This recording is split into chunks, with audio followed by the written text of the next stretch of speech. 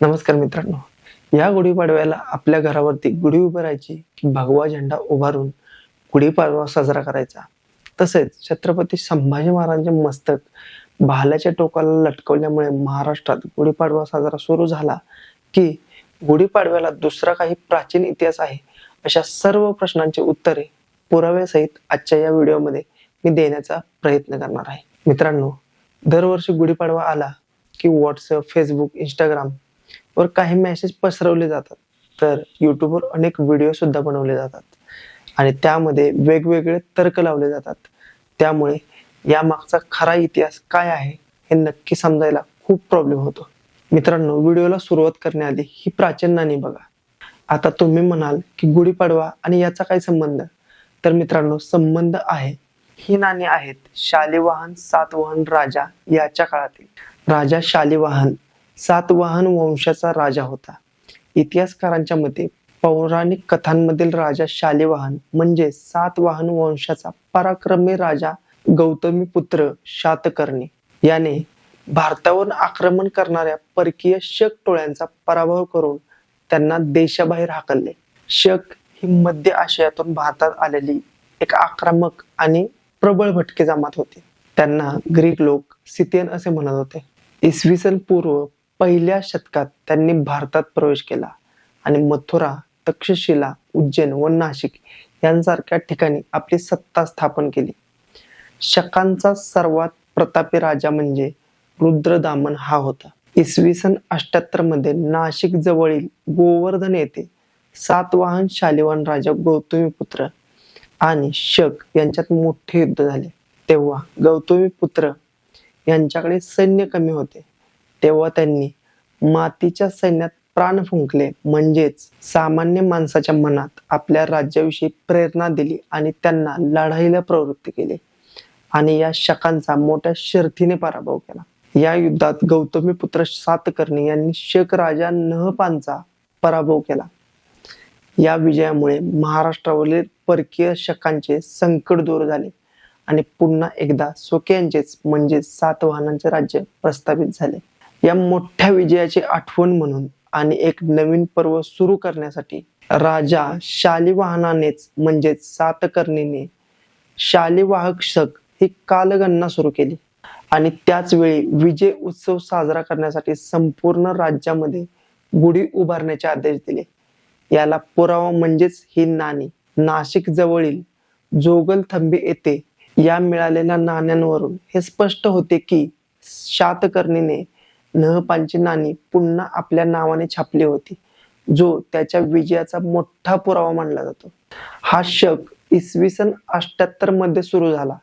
त्यामुळे आजही महाराष्ट्र आणि दक्षिण भारतात धार्मिक कार्यासाठी, पंचांगासाठी याच कालगणनेचा वापर केला जातो.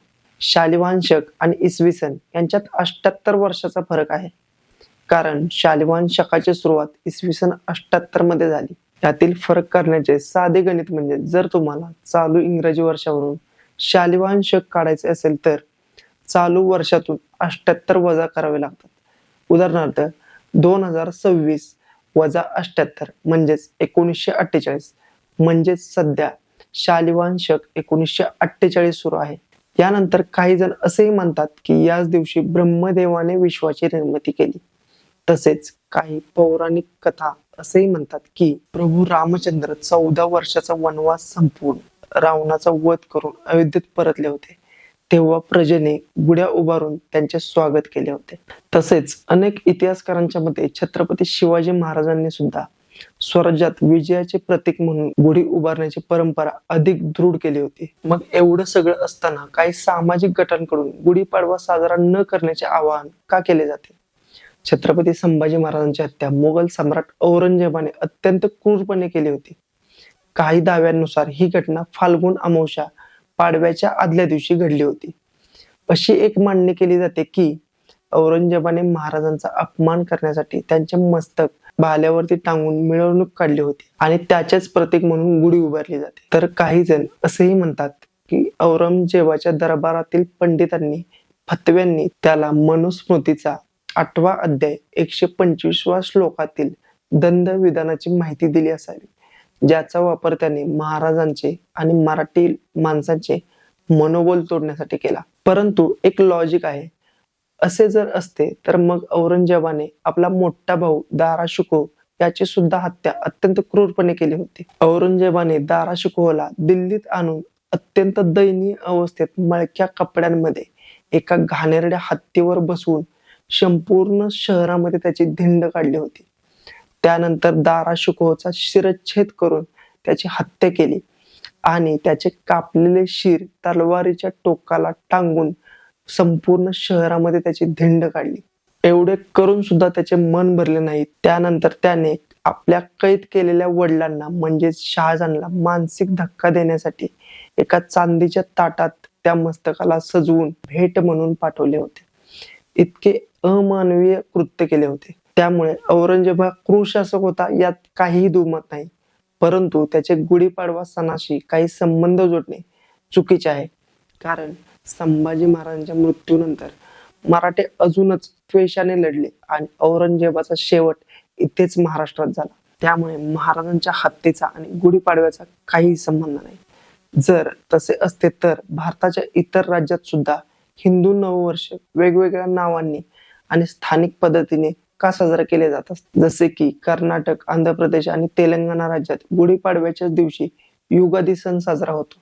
तिथे गुढीऐवजी पचडी म्हणजेच गोड, कडू आणि तिखट चवींचे मिश्रण खाण्याची प्रथा आहे.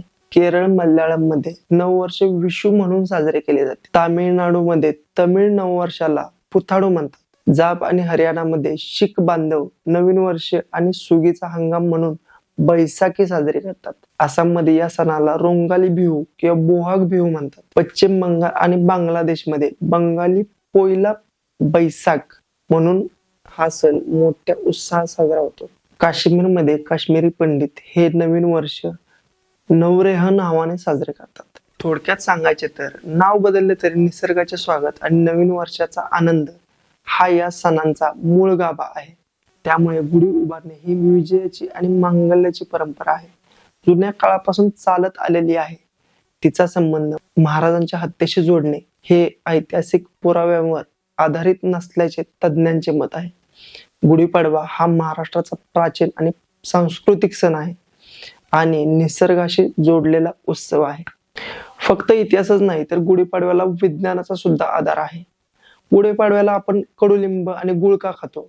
चैत्र महिन्यात ऋतू बदलतो, थंडी संपून उष्णता वाढते, ज्यामुळे शरीरात पित्त, कफ आणि दोष वाढतात. कडुलिंब हे उत्तम जंतुनाशक आणि ब्लड प्युरिफायर आहे. हे मिश्रण खाल्ल्याने रोग प्रतिकारक शक्ती वाढते आणि त्वचेचे आजार होत नाहीत. गुढीला साखरेच्या गाठींची माळ घातली जाते आणि ती प्रसाद म्हणून खाल्ली जाते.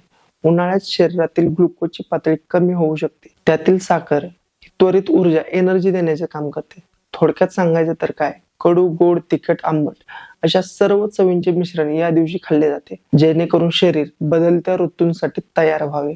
म्हणजेच आपले सण हे आरोग्याशी जोडलेले आहेत. तर मित्रांनो, गुढीपाडवा हा कोणत्याही वादाचा नाही तर नव्या सुरुवातीचा आणि धैर्याचा सण आहे. अफवांवर विश्वास ठेवण्यापेक्षा आपला इतिहास जाणून घ्या. आणि तुम्हाला यापैकी कोणता फॅक्ट माहित नव्हता ते कमेंट मध्ये सांगायला नक्की विसरू नका. आणि हा व्हिडिओ जर तुम्हाला माहितीपूर्ण वाटला असेल तर सर्वांपर्यंत अवश्य शेअर करा, जेणेकरून कोणाचीही दिशाभूल होणार नाही. आणि अशाच ऐतिहासिक माहितीसाठी आपल्या चॅनलला सबस्क्राईब जरूर करा. तुम्हाला सर्वांना हिंदू नववर्षाच्या खूप खूप शुभेच्छा. जय जिजाऊ, जय शिवराय, जय शंभूराजे. धन्यवाद.